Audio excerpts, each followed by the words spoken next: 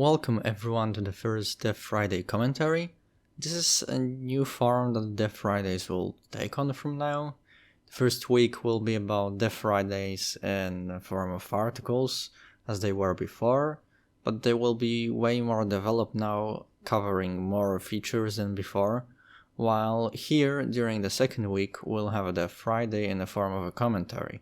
So this is the commentary part, the second part of Dev Friday, and now every update will have two parts.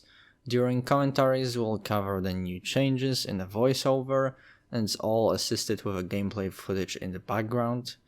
I hope you enjoy. So let's start with a commentary. Enjoy the gameplay. First of all, in Cosmos Conquer, players have various objects. As you can see, you can scroll across the map and see various objects called celestial bodies. In that particular civilization type, we're in the solar system, so we have planets like Earth, Mars, and other things. In the top left, we have a clock. The clock is how the time runs in the game.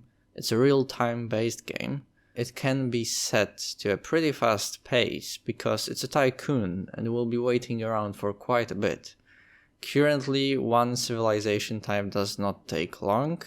The times will be definitely changing in the future, but we're aiming for shorter games rather than overly long ones, so you'll be able to enjoy a full game in one sitting. When it comes to the saving system, players don't create saves. The game creates autosaves by itself. Currently the time span between autosaves is set to default of 150 years, but in the future, in the full release, I expect it to be customizable for the player. There will be a few settings to choose from. We have to look into statistics. With statistics, players can see in details how are they doing and what are they doing wrong. Exact yield numbers and their modifiers can be seen in the statistics screen. The most important statistic and the yield you'll be looking out for is the karma level. The karma level changes a lot of modifiers in the game, and it can truly impact your gameplay. It really matters. The more karma a player has, the better bonuses he receives, and he'll have better results, but the less karma a player has, the impact will be worse and bad for our economy. The karma levels primarily affect energy and science modifiers, which modify the yields output, and it plays a huge role. Another thing that karma changes, but is not visible, but it's there, is the structures and actions costs. The more karma a player has, the less actions will cost and more structures will yield. As you can see, karma has a huge impact on the game. It changes strategies during the game. Your karma goes up with the structures build, but it can also go down with new technologies discovered or planets explored and settled.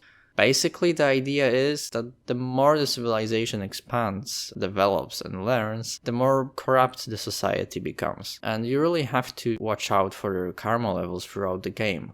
There is also a karma modifier, which changes depending on how much karma exactly the player has, but other than that, it doesn't have much of an impact. Obviously, there are limits on the bonuses and downgrades. You cannot go onto the negative values, nor receive game-breaking additional modifiers. All mentioned bonuses only apply to a certain point.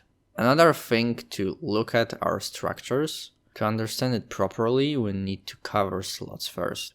The player has ability to use construction slots. Each object has a set amount of construction slots, and in them player can construct structures.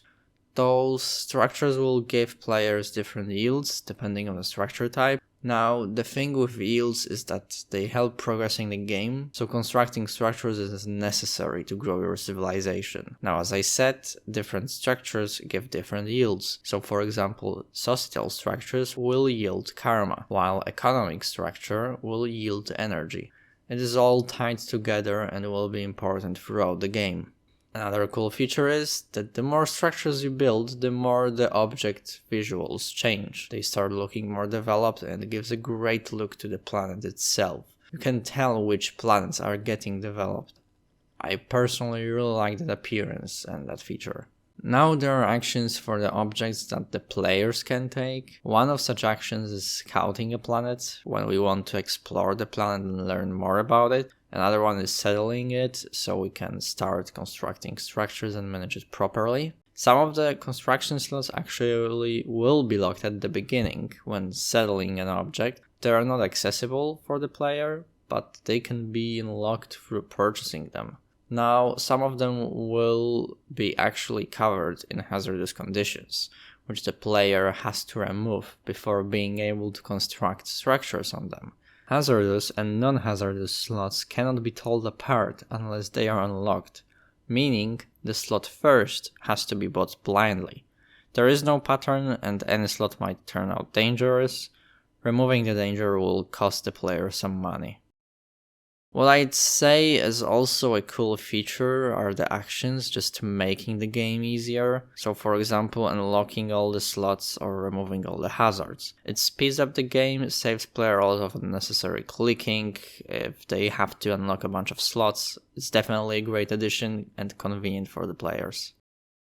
Another important feature in Cosmos Conquer is the technology system. Technologies allow the player to improve their development. They get to construct new and better structures. With every basic technology, there comes another level and size of structures players can build. Now what that means is that you no longer have to build weaker structures and you can build the newer ones and update the old ones. They are obviously more expensive, but they will also yield more, so they're definitely worth the extra cost. We'll talk about technologies more later on in the next update, so stay tuned if you want to hear more about that. Now the goal of the game is to grow and develop your civilization as much as possible, get more and more energy, progress through the game, get what players need to develop further. The final basic technology during a civilization type unlocks a special project that allows the player to jump to the next civilization type for enough energy. That basically means a direct jump to the next era and complete change in the game environment and setting. So that era, you finished it, completed it, and now you're starting another adventure further.